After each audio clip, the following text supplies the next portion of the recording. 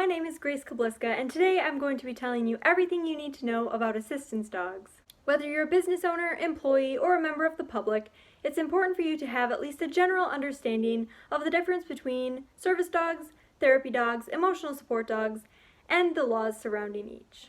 My passion for assistance dogs began years ago as I watched YouTube videos about service dog handlers and their dogs. This passion only grew a year ago as I began my internship with ADEPT, Assistance Dog Education Program and Training, which is a collaboration between PawPads, Positive Perspectives Assistance Dogs, and University of Wisconsin-River Falls. As a part of this internship, I had the opportunity to work with two amazing service dogs in training. In fall 2018, I worked with Nico, a black lab with a great nose, and spring 2019, I worked with Charlie, a Labrador Retriever Golden Retriever cross, who is so sweet and has the biggest heart of any dog I've ever met.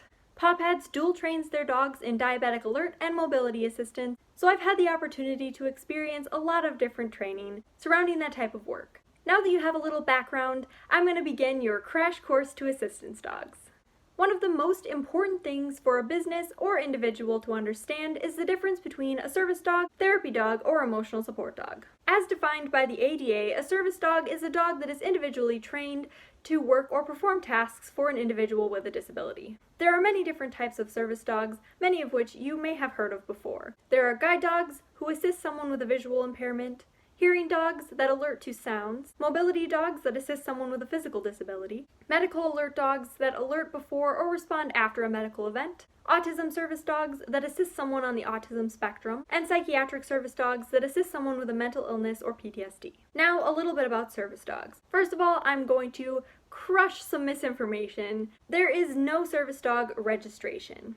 All the ones you see online are actually scams and are not recognized by the law. These registrations are really becoming a problem for service dog users because some people throw a vest on their pet dog and carry around this certificate that they got online, and it can really harm the public's opinion on service dogs. Service dogs are also the only one of these three types of dogs that have full public access rights. This means they're allowed anywhere their handler would be allowed, even places that don't normally allow dogs. Service dogs provide one or more tasks to mitigate a disability.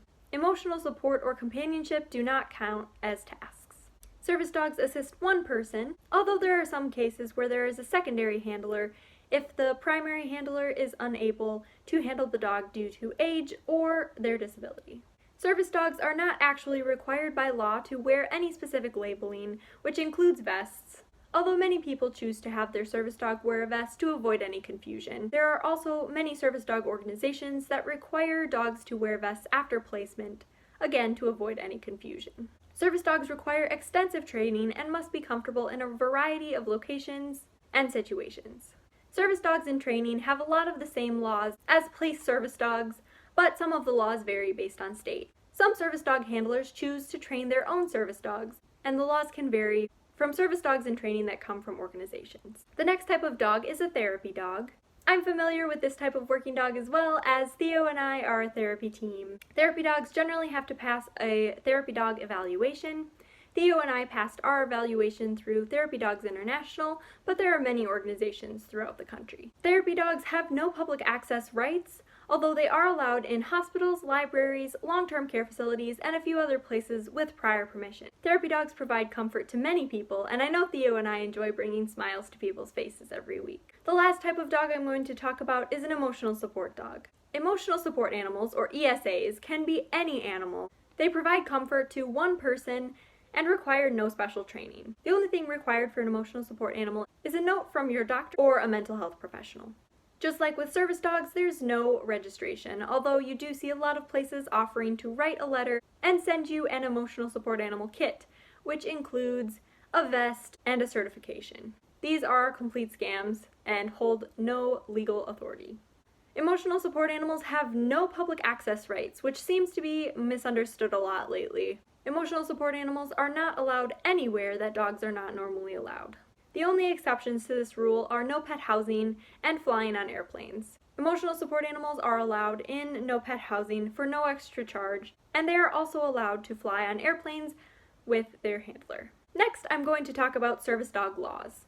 There are two questions that a business is allowed to ask someone with a dog in their facility. The first question Is the dog a service animal required because of a disability? The second question is, what work or task has the dog been trained to perform? These are very simple questions, and they can help establish what type of dog is actually in the facility and if they have the right to be there. This way a business can know right away if it is actually a service dog or if someone is mislabeling the dog and bringing their ESA or therapy dog into the store, which they shouldn't be doing. So some more general service dog laws. First and foremost, service dogs must be on a leash unless it interferes with the task they are performing. Service dogs are also exempt from breed bans and size limitations.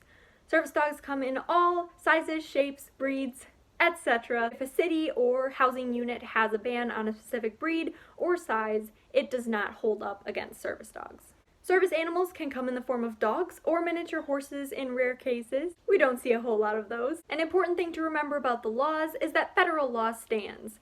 State and local governments can expand the law but cannot restrict the federal law. Federal law doesn't touch on service dogs in training, so as I mentioned earlier, it is up to state and local governments to decide how they would like to respond to those situations. I'm going to go into a little bit more detail on public access, since that's a very important feature of service dogs and seems to be a little bit misunderstood sometimes. The first thing that's very important to remember is that the person has the rights, not the dog. If for some reason a service dog has to be asked to leave, make sure you ask the person to remove the dog, but make it very clear that the person is still allowed to return. You're asking the dog to leave, not the person. In essence, the person could be there with or without the dog, but the dog can only be there with the person. Service dogs can only be excluded from an establishment if there's a threat to public safety. An example of this would be a burn unit or an operating room, in which case sterility must be maintained. The only other way a service dog can be excluded is if it changes the fundamental nature of a business. If it disrupts the operation of the establishment, the dog can be excluded. This must be based on facts, not assumptions. For example, a business can't say that they think people won't come to their store if there's a dog there, because that's based on assumptions, not facts. There are a couple reasons that a service dog can be removed from an establishment. The first is if the dog is out of control and the handler isn't doing anything to regain control. The second is if the dog poses a threat to the health or safety of others. If a dog is barking, lunging, growling at people in the establishment, it probably isn't safe for the community. A couple reasons that are not valid are allergies or a fear of dogs. If there's someone who's allergic or has a fear of dogs at a restaurant, the restaurant may seat that person farther away from the service dog, but they cannot ask the service dog and handler to leave. Next up, I have a few questions that I'm commonly asked. The first is, how do you know if it's actually a service dog?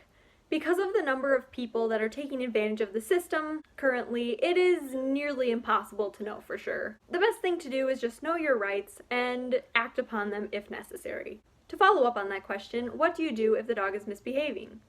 Like I mentioned earlier, if the dog is misbehaving and the handler is not making any effort to regain control, you can ask the person to please remove their dog from the establishment. The next question is one I get a lot but still wish I got more often, and that is, how should I act around a service dog? My simple answer to that question is just act like they're not there. Pretend like the dog is a wheelchair. You wouldn't go up to a wheelchair and start petting the wheelchair or making funny faces at it, so don't do that to a service dog either. There's an analogy that one of the other interns in the ADEPT program uses, and I'm going to share that with you as well. A service dog is like a surgeon. You wouldn't go into a surgeon's OR and start tapping them on the shoulder or making faces at them or engaging in weird baby-like conversation with them. Both a surgeon and a service dog can be performing life-saving tasks, so you really shouldn't distract them from that. For example, our dogs are trained in diabetic alert, which means that they alert when a person's blood glucose levels go too high or too low. If a service dog misses a blood glucose drop, a person can actually pass out and it can be dangerous for their safety. So it's best just to not distract them. I'm going to talk briefly about hospitals because it can be a little bit of a confusing subject. Service dogs must be allowed in patient rooms and anywhere else that the patient or the public would be allowed to go. As I mentioned earlier, the only exceptions to this are burn units and operating rooms to maintain a sterile field. If a patient cannot care for their service animal, alternate arrangements should be made. As a last resort, a dog can be placed in a boarding facility, but facilities should attempt to make arrangements with family or friends first. A service dog should be allowed to ride in an ambulance with their handler unless it interferes with the emergency medical staff's ability to care for the patient or the patient is unable to maintain control of the dog themselves, for example, if they're unconscious. In this case, alternate transportation for the service dog should be found. That is a brief outline of everything you need to know about assistance animals. I hope it was helpful. If you have any questions, please be sure to comment below or send me an email and I would be happy to answer your questions. And if I don't know the answer, I would be happy to find someone who does. I will also leave some resources linked down below if you would like to do more reading on the topic. In closing, know your rights as a business and as an individual and be an advocate for assistance dogs. Please share this video and help me spread awareness and educate those around us. Thank you for watching, and I'll see you next time.